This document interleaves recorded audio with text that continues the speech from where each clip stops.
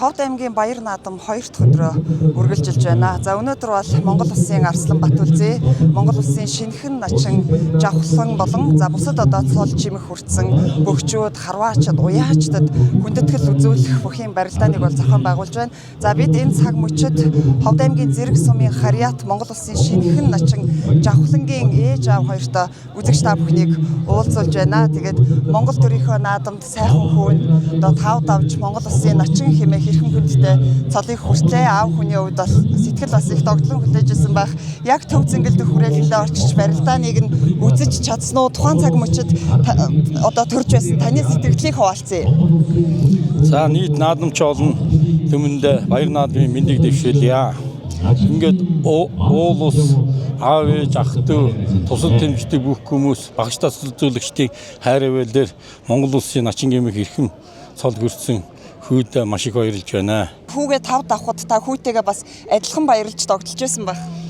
Би хүүгийнхээ барилдааныг наадмын талбай стадионд очиж үзсэн. Хүүгээ начин цолны босгоолоход маш их баярлаж, маш их омгш нутгийн уул ус минийтэнд харагдаж байсан. Жавхлан начны тухайд бол бас одоо Ховд аймгийн Зэрэг сумын удамтай тий хоёр талаас удамтай ийм сайхан бөхөө тэгээд олон жил бас бэлтгэл сургуульд хийж байгаа. Хүүгээ анх бүх болно гэж яхад нь яаж хүлээж авч ирсэн бэ? Ер нь ээж аав хоёрын үед хэрхэн дэмждэг вэ? За миний хүүг анх төрхөөс нь л эхлээл хүн болгоо одоо энэ бөхгүй төрлөө гэж ингэж байсан. Тэгээ би бас их бүхийн удамтай болохоор ямар ч байсан бөхөөлж улсын золонд хүрэх байхаа гэж ингэж бэлгшээж бодож биеийн тэмрийн сургуульд анх 2012 онд аваач авраг дээд сургуульд анх оруулж байсан. За миний аав сумын зан галсандаш гэж 84-тэй өвгөн одоо байгаа өвөн. Миний авгах Сүхэ гэж сумын зан хүн байсан. Миний наг зах Таасрын гэж сумын зан байсан. Миний хүүгийн наг зах нь аймгийн харцаг Монцон ганзэр гэж хаталцуулаа 3 батлсан юм харцах хүн байгаа. Миний аавын эгчийн хүүхд бидний өвнөр Монгол Улсын гавьяа тамирчин дэлхийн аваргын мөнгө хүрэл медаль дэлхийн цомын аварга инкэ 50 гэж ийм том удамтай бөхчүүд байгаа миний удамд. Газар ээжсэн ярилцлага авч ирсэн санагдаж байна. 6 кг жинтэй эрүүл сарвал сайхан хүүг одоо тухайн үед их барьж аваад сайхан бөх болоороо гэж өрөөж байсан гэсэн. Тэгээд тухайн үед газар ээжийн зөн совинтай ээжийн зөн совин бас зэрэг байсан байх гэж бодож байна. Яг анх хүүгээ төрүүлжсэн мөч өнөөдөр бас энэ сайхан цолонд хүрсэн Баярт мөч хоёрыг одоо харьцуулж бодоход танд ер нь ямар сэтгэл төрж байна? Тийм ээ. Одоогоос 28 жилийн өмнө хүү маань 6 хил 150 г Ховд аймгийнхаа Зэрэг сумандаа төрж байсан. За тэр үед одоо Монгол Улсын гавьяа эмч, Янжмаа эмч маань, мөн Баяр мандал эмч маань, Наран гэрэл эмч, тэгээд сувилагч, асрагч нар нийлж сумандаа сайхан эсэн мэнд сайхан төрж байсан. Одоо бодоход бас айдгийн тэрийн төрүүлжсэн эмч нар нь яасан зөрөгтэй төрчихсэн, би ч яасан зөрөгтэй. Тэгэхээр чадвартай эмчнэрийн хүчинд миний хөө 6 хил 150 г-тай төрж байлаа. Тэгээд тэр үед Янжмаа эмч яг хүүгийн тасалж байхдаа бүх болоороо энэ хүн том хүн бүх болно биш үү гэд хүүгийн тасалж байсан. Яг саяхан юм шиг санаанд орж байна. Тэгээ тэр сайхан ерөөл авшиг шингэж өнөөдөр миний хүү Монгол Улсын начин цол хүртлээ үнэхээр баяртай байна. Ээж хүний хувьд бол үнэхээр сэтгэл хангалуун байна. Хүүгээрээ бахархаж байна. Тэгээ хүүгийг минь өдий зэрэгт хөргөсөн одоо багш дасгалжуулагч байгаа, ахмад өгчүүд байгаа, Ховд нутгийн бүхийн дэмжиж тусалдаг ах トゥ хамаатан садан найз нөхөд маш олон хүмүүс байна. Түүний дотроос үндэсний үйлдвэрлэгч Төмөн шууд компани миний хүүгийн итгэдэг. Мөн Чих хамар хоолон Эрдэнэ чулуун гавьяатын үүсгэн байгуулсан MJJ гэдэг компани эмнэлгийн хамт олон бас миний хүүгийн итгэж байдаг. Тэгэхээр энэ нутгийнхаа сайхан зүлэг ногоон дэвжэн дээрээс Төмөн шуудлан MJJ компани хамт олондоо баярал талархаж миний хүүгүүдийн зэрэгт хүргэж байгаа явдал бас их талархаж байна шүү гэдгийг ээжний зүлэг ногоон дэвжэн дээрээс хүүгийнхөө өмнөөс хэлхийг хүсэж байна. Хүүгийнхээ барилдаануудыг ер нь байнга сэтгэл түгшиж хардаг байх. Ер нь хүүгийнхээ барилдаануудыг хэр дэмждэг вэ? Хэр хардаг вэ? Бас бусад ээжүүдийн адил одоо харшраад харж чадахгүй байх тохиолдол байдгүй. Харж чаддаг шүү дээ. Ер нь чадахгүй. Тэгээд дараа нь юу юм?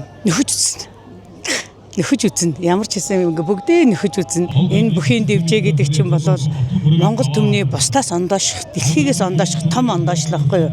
Тэр ондоошлын төлөө бид бүхэн үеийн үед үр удам үр хүүхдүүд ач зээгээрээ дамжуулан өвлүүлэх үүрэгтэй. Тэгээ миний хүү энэ зорилгын төлөө өсөж би дотроо үнэхээр ээжийн хувьд баярлаг. Тэрийг ястаа илэрхийлж үзэх юм байна. Одоо нутгийнхаа энэ сайхан төв цэнгэлтгээс энийг хэлхэн зүйтэй гэж ингэж бодож байна. Тэгээд хүүгийнхаа барилдааны үнэхээр үсэж чаддгүй. Тэгээд сая бол бүх барилдааныг нь телевизүүдээр шимтэн бараг 2-3 хоног нөхөдсөн. Аав нь бол угаасаа хажууд нь очиод дээлийнхэн захын маш гэж сууж яадаг. Тэгээ манай бэр гэж нэг мундаг бүх дэмжигч. Бэр бол өстой улаан ардлын хамгаалагч.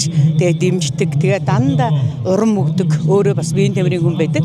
Тэгээ бэрдээ бас энэ завшааныг ашиглан гэдэг шиг бэрдээ бас баярлалаа. Миний хүүг бас өдөө зэрэгтэй бэлтгэл сургуультаа хангаж явж байхад миний бэр бол ардлыг найдвартай хийж идэг шүү гэж бас баярлж байгаагаа илэрхийлье. Тухайн үед хүүгээ одоо тав даваад начин боллоо гэхэд ер нь яаж сэтгэлийн хөдөлгөөнөө илэрхийлсэн бэ? Яаж хүлээж авсан бэ? Би энэ тийм яг хүүгээ начин болж байхад ээж хүний сүсэг эсрэлийг одоо дэмжиж харж байгаа өвөг дээдс маань, уул ус маань, нутаг ус маань, ахан дүү амраг садан маань одоо дэмжиж яадаг тийм учраас ээж хүний өргөл шившлийг их сайн нөлөөлдөг гэж одоо би яг үүндээ төв хандар байсан. Тэгээ тэр өдөр ингээм төв хандан маань сайхан ажиллаж байсан монголчууд ерөнхийдөө бол баяр наадмын шинжтэй байсан учраас гандан дээр дандаа гадаад хүмүүс байсан. Би бол 10 литртэй сүвгээ аваач байгаа л дээлээ өмсөж байгаа л сүвгээ өргөөл би тэр нөгөө гандангийн өндөр чинь мөрөгчж байгаа шүү дээ 108 тачгинтлэн мөргөн тэг хүүгийнхээ ээж хүнийхээ үргийг гүйцэтгээ зогсчихсан чи хүү чи начин боллоо гэж хань минь ярьсан. Би тэр гандангаас төв студент бараг ингээд 2 метр алхаал очсон юм шиг явгаалах очсон. Тэгээд яаж очсноо бараг мэдэхгүй шахгаар. Үнэхээр сэтгэлгэлээ. Үнэхээр сайхан байна.